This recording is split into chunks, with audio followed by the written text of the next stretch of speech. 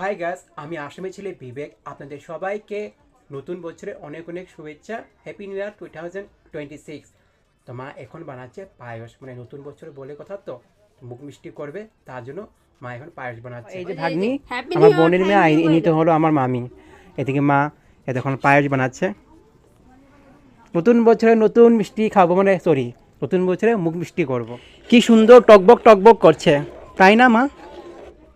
দারুণ গন্ধ বেরোচ্ছে, দারুণ। ইস, এটা একটু চিনি দিয়ে বানাচ্ছে, এটা কোনো গুড়ের পায়েস নেই। চিনিটা ক্যারামেলাইজ করে নিয়েছে, মানে চিনিটা আগে ভেজে নিয়েছে। কখন হবে আর কখন আমি খাবো। গাইস দেখো, পায়েসটা হয়ে গিয়েছে আর পায়েসটা নিয়ে নিলাম। পুরো গরম গরম ধোয়া বেরিয়েছে, দেখতে পাচ্ছো? দুর্দান্ত, সব কিছু পারফেক্ট আছে, মিষ্টি সব কিছু পারফেক্ট আছে। নতুন বছরে আজ ফার্স্ট মিষ্টি খেলাম।